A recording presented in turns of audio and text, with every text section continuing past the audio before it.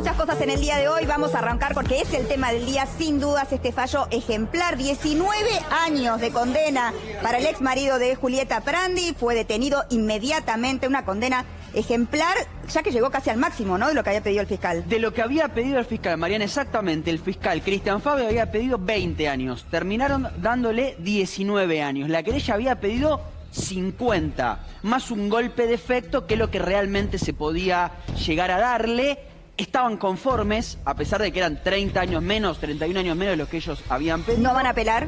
Bueno, todavía no se sabe. No se sabe. No se sabe. Yo creo que no, porque estaban bastante conformes con la pena de 19 años. Y aparte es un fallo ejemplar. Significa muchísimo este fallo para la justicia, para la lucha de las mujeres que están siendo sometidas a algún tipo de violencia, porque recordemos que este es un caso distinto. Acá no se habló de golpes, acá está condenándose el abuso sexual conyugal, algo muy difícil de probar hasta ahora. Dentro de 4 paredes, como decimos siempre, y además dentro de un matrimonio, un abuso sexual dentro de un matrimonio. Es probar la violencia cuando no hay huella evidente, ¿no? Exactamente, porque ella denuncia algún tiempo después de la separación, y como pasan en este tipo de delitos, en este tipo de situaciones, no hay testigos directos, pero sí fueron fundamentales para la condena, que tuvimos acceso aparte de lo que van a ser los fundamentos. Ahora los vamos a mencionar. Que se van a conocer la semana que viene. Hoy se conoció solo la sentencia, pero parte de los fundamentos tiene que ver con lo que dijeron los testigos, que ella le contó lo que vivía, y las psicólogas. Todo esto es muy importante porque sienta precedente para próximos casos, ¿no? Totalmente. ¿Cuántas veces hablamos acá de distintos tipos de violencia? La más común es la física, pero la otra también hace mal. Y la justicia por fin está dando lugar a esto. ¿Qué significa, vamos a hablar, Franco, en términos de lo que han sido los fallos hasta ahora con relación a estos casos, ¿no? Es un fallo absolutamente histórico, porque el relato y la experiencia propia de la víctima de Julieta Prandi es muy pero muy gráfica en este punto. Empezó denunciando hace mucho tiempo violencia familiar. Así arrancó, para que y no dejemos de iluminar lo difícil que es que efectivamente emerja la voz de una víctima. Y cómo cuando esa voz emerge, la víctima, incluso revictimizada, incluso con dolor, hace una revolución. Que una víctima hable, esa sola palabra produce una revolución. Empezó con violencia familiar, siguió con violencia psicológica, hasta cuando pudo efectivamente hablar de violencia sexual. Pero fue una consecución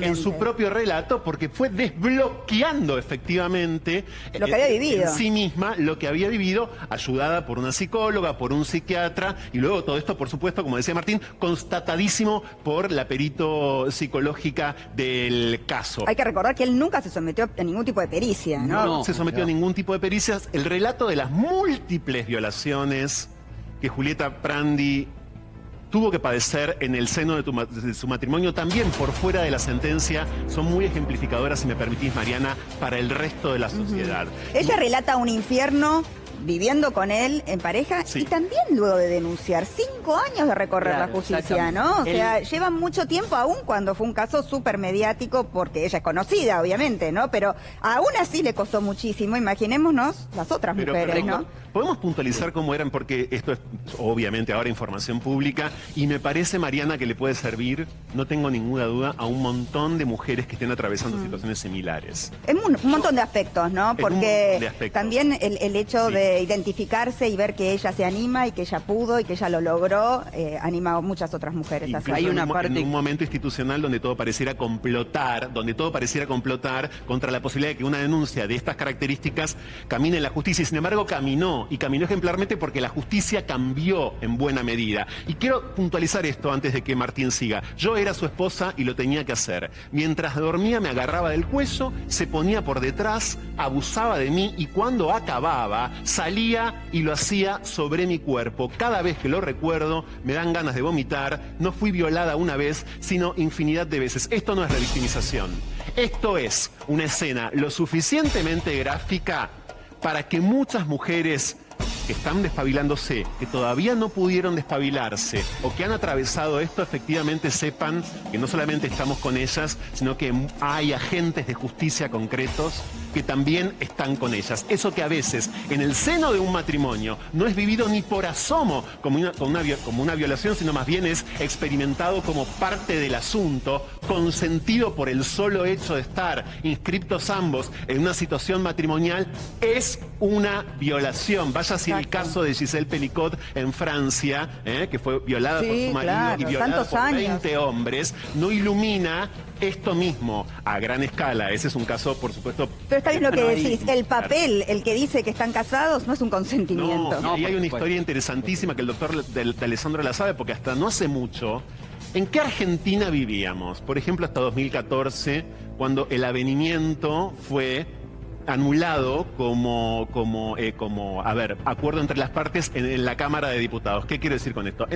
Hasta 2014 en la Argentina, si un hombre violaba a una mujer y luego esa mujer lo perdonaba y se casaban, esa figura, la figura del avenimiento, corría a favor del victimario y el victimario por ende quedaba impune porque ella se quiso casar con él. Claro. ¿Cómo? Era una causal, era un eximente, como el encubrimiento para los parientes. Exactamente. Lo mismo. Exactamente. Bueno, eso ocurrió no en el siglo XVII en la Argentina. Fue así hasta hace nada más y nada menos que 11 años. Eso solo liberaba a un violador. No si ella se quiso casar. No si ella efectivamente seguía ahí. No si ella seguía teniendo relaciones sexuales con él, por ejemplo. Bueno, eso cayó nada más que hace 11 años. Entonces, en muy cortito tiempo, se ha logrado mucho. Los movimientos de género, los feminismos, activismos sexuales, las instituciones, la justicia, cierta clase y las política, víctimas que han recorrido la justicia. Y la voz de las víctimas que hace sola, como vos, una revolución siempre. Exacto, exacto. Bueno, vamos a escucharla a Julieta justamente cuando salía hoy. En realidad entraba, ¿no? Porque recibió la sentencia justo antes de entrar. ¿Por qué pasó eso? ¿Por qué pasó? Bueno, eso pasó porque el veredicto estaba programado para las 11 de la mañana. Sí. El doctor Fernando Burlando, que no se enoje, tiene la particularidad de llegar bastante tarde generalmente a las audiencias, con todo respeto. El tribunal, que estaba enojado por una situación que ahora te voy a contar, dijo, esperamos hasta 11:30. Como no es necesario que esté la víctima sentada, si 11:30 no está, nosotros leemos. Y 11:30... Por eso ya estaba justo en la puerta, se entera por los periodistas. Exactamente, que le dicen que está la... Vamos a escucharla, adelante. Quiero decirles gracias. ¿Qué opinas de la condena? Siento que la justicia finalmente escuchó, que no me escuchó solo a mí, sino una sociedad que estuvo de este lado. A todos los medios que estuvieron difundiéndolo, les agradezco de todo corazón, no en mi nombre, sino en nombre de todas las víctimas de violencia de género y de abuso. Esto tiene que marcar un precedente, tiene que ser un antes y un después.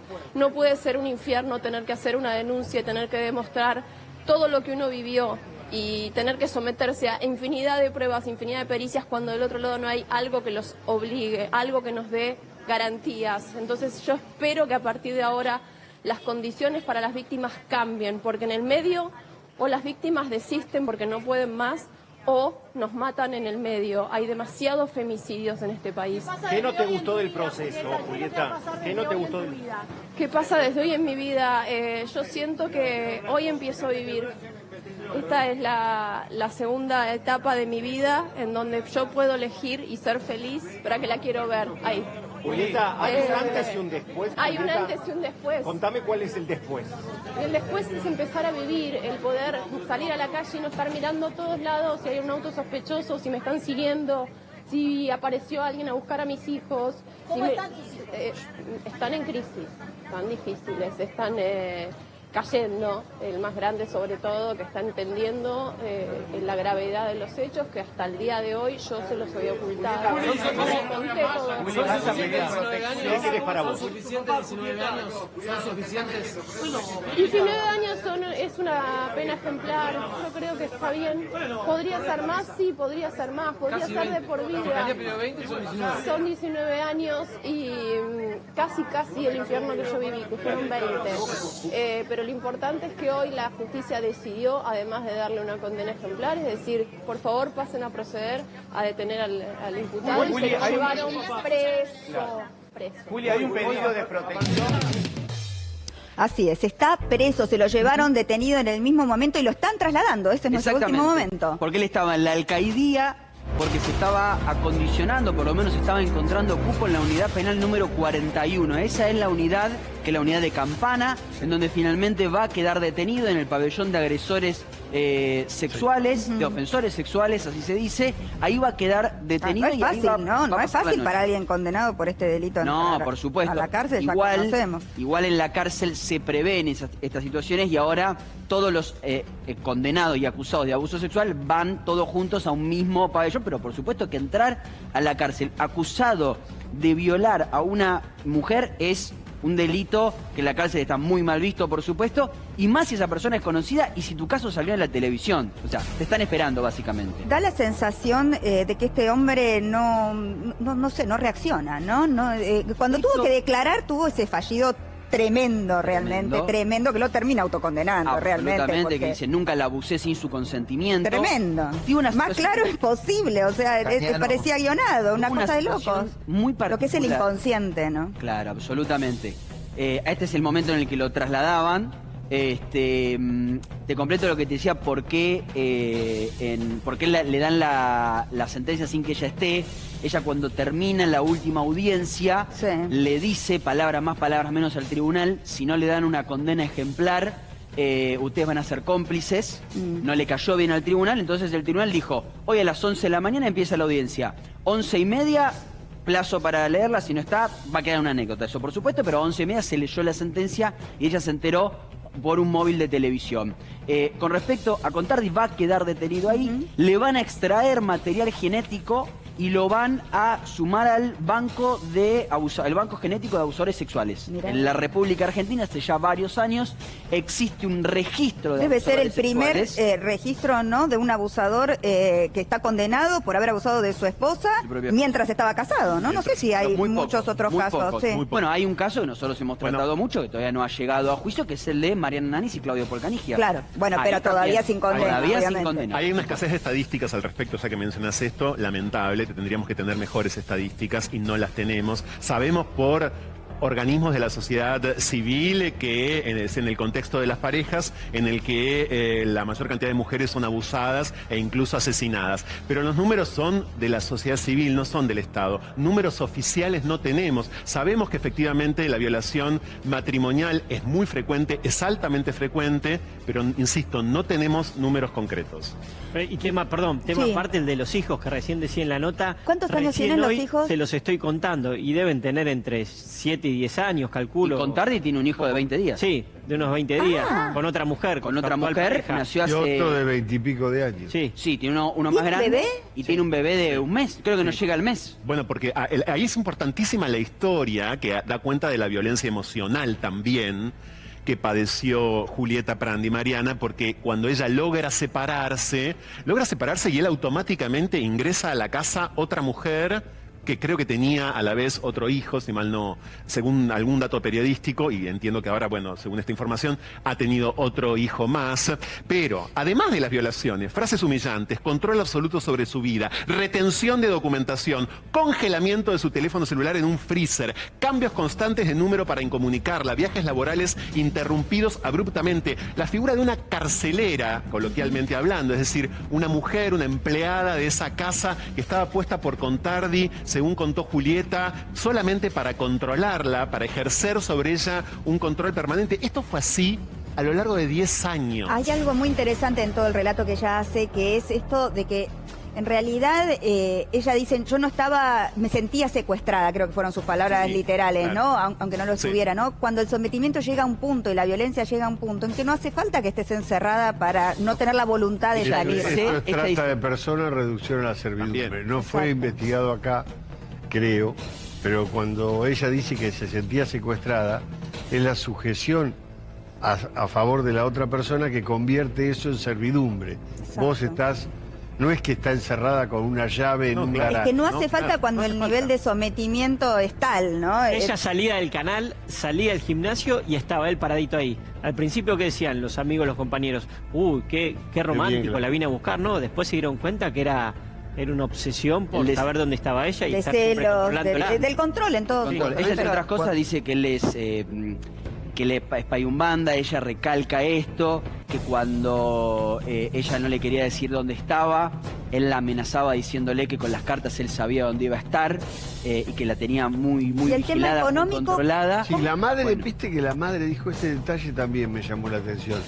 La madre de Julieta Prandi dijo, él nos tenía sometidos con brujerías. Sí, eso lo recalcaron mucho. Como en esa familia hay mucho una creencia de poderes ocultos y demás, ¿no? Porque la propia madre de... Claro, lo creía. Dice, él nos dominaba con brujerías. Sí, ella estuvo sin ver a sus padres mucho tiempo, Mucho tiempo, que viene en Pinamar, exactamente.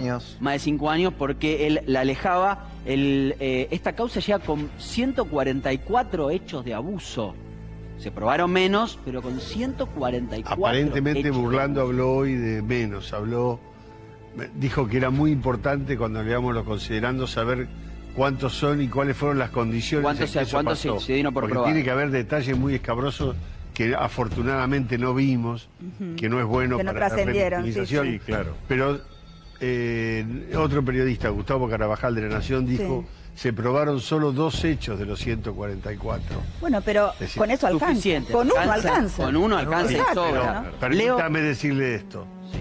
No te van a dar, si planteas 144 hechos, se prueban 2, no te van a dar 19 años. Pero quiere decir que esos 2 que probaron son lo suficientemente... Hay mucho más. Hay mucho más que eso. Es probable que hayan podido aportar pruebas sobre estos 2, pero hay un montón de conductas que hacen que suba el monto. El juez en el momento tiene la posibilidad de elegir entre un rango de condena, y si eligieron 19 años es porque claramente hay mucho más. No siempre hay una coincidencia entre lo que pide el fiscal y lo que da el juez. Muy pocas veces. Muy pocas veces se da esta situación de que el juzgado, el Pero tribunal, él sabía, ¿no?, que iba a ser condenado. Eso lo sabíamos, eso ya. Sí. Porque él prácticamente no tuvo defensa durante el juicio. Es como que no luchó. Estaba casi entregado. Tanto que se autoincriminó. Absolutamente. Presentó un testigo que encima declaró a favor de Prandi. O sea, prácticamente... No, el testigo, Martín, el seguridad del country. El testigo, que es el seguridad del country, desmitifica o demuele esa posición de que estaba encerrada en la casa. El testigo dice, no todo el resto. Ella salía y entraba en remiso, en auto propio, habla de que ella podía salir y entrar. Claro, pero es otro tipo de sometimiento, ¿no?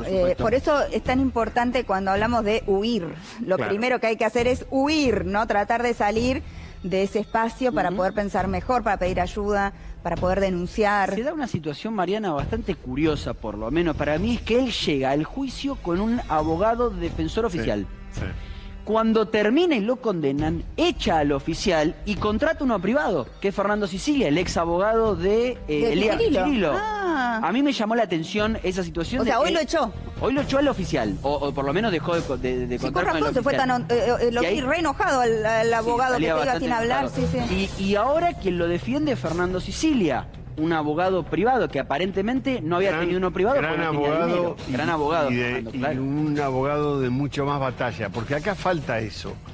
Contardi, nunca lo escuchamos, nunca salió, se puso a... Todos incluso los abusadores responsables, van a los medios y se defienden, bueno, pero también es la impunidad, capaz, ¿no? O la sensación de que no iba a poder probar nada.